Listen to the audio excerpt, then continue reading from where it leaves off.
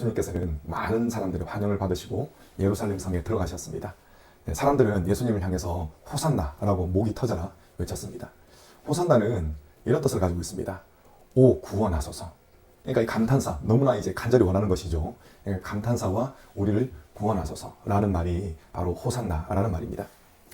예수님은 그들의 입술에서 나오는 말대로 이 구원하시는 일을 성전에서 행하셨습니다. 근데 이 일이 뭐냐면은 성전을 정결하게 하시는 그런 일이었습니다.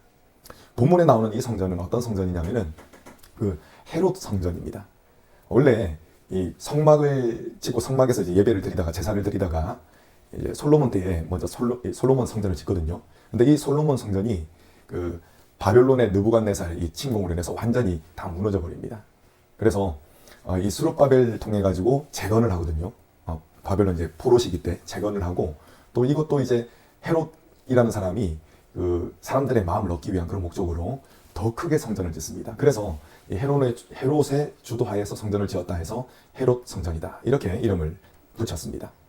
자, 기원전 19년부터 8년간 이 성전의 뼈대를 건축을 했습니다. 그 뼈대를 건축하고 나서 약 46년간 확장 공사를 합니다. 굉장히 긴 시간 동안 확장 공사를 했기 때문에 이 성전의 규모는 역사상 가장 큰 규모를 자랑하는 그런 성전이었습니다. 헤롯이라는 사람은 유대인이 아니었습니다. 이돔의 사람이다. 성경에서는 그렇게 표현하거든요. 이돔에는 곧 에돔을 뜻합니다. 그러니까 이방인입니다. 이방인이 로마라는 강력한 제국을 등에 업고 유대인의 왕이 된 것입니다. 그러니까 이 유대인들이 얼마나 마음이 안 좋겠습니까? 왕으로 인정하지 않는 것이죠.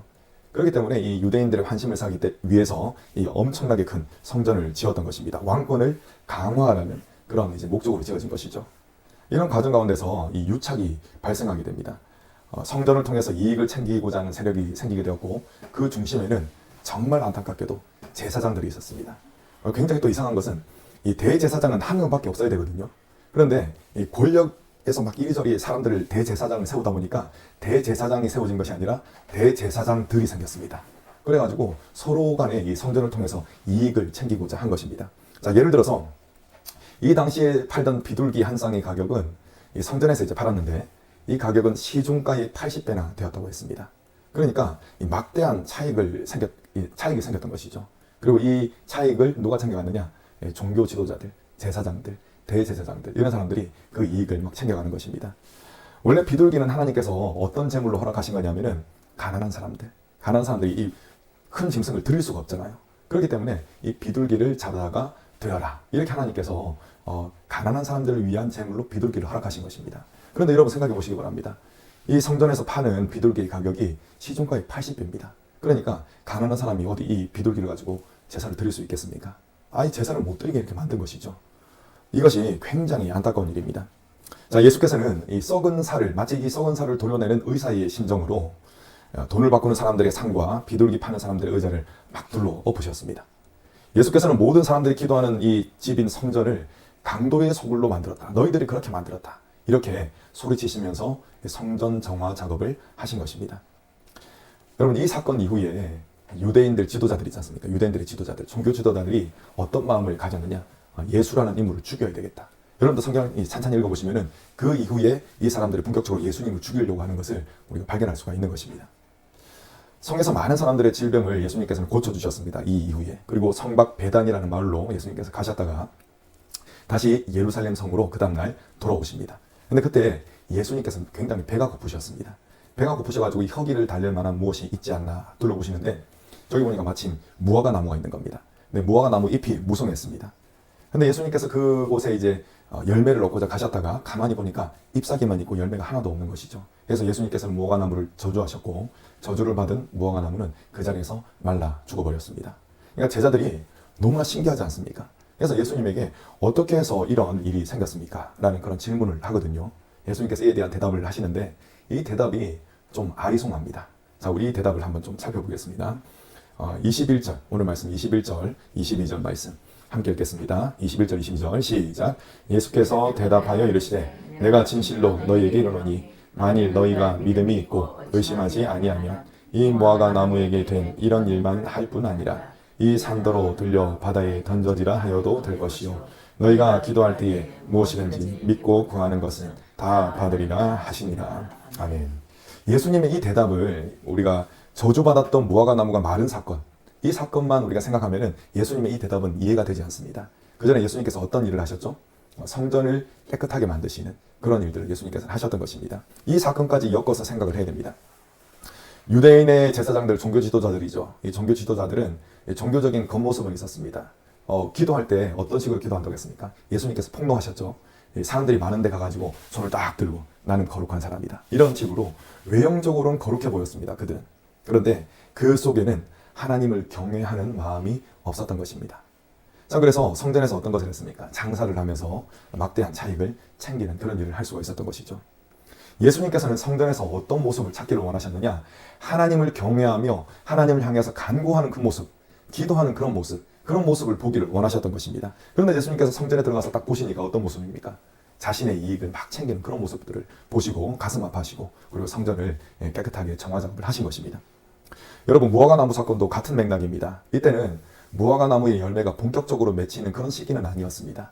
근데 무화과 나무의 열매가 여러 차례 맺히거든요. 처음 열매가 맺히고 그 다음에도 또 수차례 열매가 맺힙니다. 근데 처음 열매가 맺히는 것을 이름을 파게라고 합니다. 이 파게라는 열매가 맺히는데 이 파게는 상품성은 없습니다. 작은 열매입니다. 그런데 이 파게가 굉장히 귀중한 것이 무엇이냐면은 이 파게를 통해서 그 당시에 가난한 사람들 있지 않습니까? 먹을 것이 없는 사람들. 그 사람들이 이 허기를 달랬던 그런 열매가 바로 파게라는 열매였습니다. 그런데 예수님께서 이 잎사귀를 딱 보니까 파게가 맺힐 만한, 왜? 잎사귀를 보니까 충분히 파게가 맺힐 만한 그런 나무였거든요. 근데 가까이서 보시니까 파게가 하나도 없는 겁니다. 당연히 있어야 될 파게인데 그 파게가 없는 겁니다. 그래가지고 예수님께서는 그 무화과 나무를 저주하셨던 것입니다. 여러분, 이것은 성전에 마땅히 있어야 할 거룩의 열매가 없음으로 인해서 분노하셨던 것과 같은 그런 이치입니다. 예수께서는 저주받은 무화과 나무가 죽은 사건을 통해서 그 당시 제자들과 오늘날을 살아가는 우리 모두에게 영적인 교훈을 주시는 것입니다.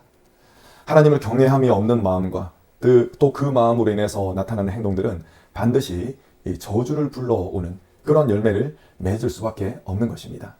차라리 종교적인 겉모습이 없다면 이처럼 안타까워하시며 또 분노하시지 않으실 것입니다. 겉으로는 거룩해 보였지만 속은 썩을 대로 썩은 것을 보시고 예수님께서 성전을 정결하게 하신 것이고, 또 겉으로 볼 때 잎사귀가 무성해서 파괴가 있을 것 같았지만 없는 것, 그것을 보시고 예수님께서는 저주를 하신 것입니다. 여러분, 오늘 말씀을 통해서 하나님을 경외하는 마음과 또 이 마음으로 인해서 하나님을 경외하는 삶을 살아야 한다는 것, 그것을 우리가 알 수가 있습니다. 예수님께서는 이것을 가능하게 하는 것이 무엇이라는 것을 알려주셨습니까?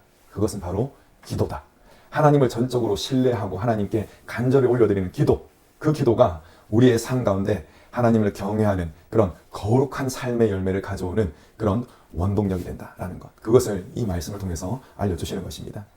예수님께서는 정말 이야기꾼이십니다. 말이 표현이 좀 이상하지만 어떤 말씀을 하셨습니까? 예수님께서 재미있는 말씀을 하셨습니다. 예수님께서는 이 산한테, 야, 네가 이 바다로 다이빙을 해라 해가지고 산이 바다로 다이빙을 푹 하는 것, 그런 일이 불가능하지 않겠느냐 라는 그런 말씀을 하십니다. 이와 마찬가지로 사람이 하나님을 경외하는 삶의 열매를 맺는 것은 솔직히 불가능한 일입니다. 그런데 이러한 불가능한 일이 가능해지는 것이 무엇을 통해서 가능해진다고 하셨습니까? 다시 말씀드립니다. 기도를 통해서 가능해진다라고 말씀을 드리는 것입니다. 그 기도를 통해서 하나님을 기쁘시게 하고 무사람들의 영혼을 살리는 파괴와 같은 그런 열매가 우리의 삶 가운데 맺혀지는 것입니다. 우리가 기도를 할 때 예수 그리스도의 이름으로 기도를 합니다. 하나님 아버지께서는 예수 그리스도의 이름에 권세를 주셨습니다. 이 권세는 하나님의 뜻이 이 땅에 이루어지도록 만드시는 권세인 것입니다. 그리고 그 권세를 우리 모두는, 예수님을 믿는 모두는 사용할 수가 있습니다. 이 얼마나 감사한 일인지요. 우리의 마음과 삶을 거룩함으로 이끄시는 이 권세를 가지신 우리 주님과 매 시간 매 순간 동행하시는 저 여러분 되시기를 간절히 축원합니다.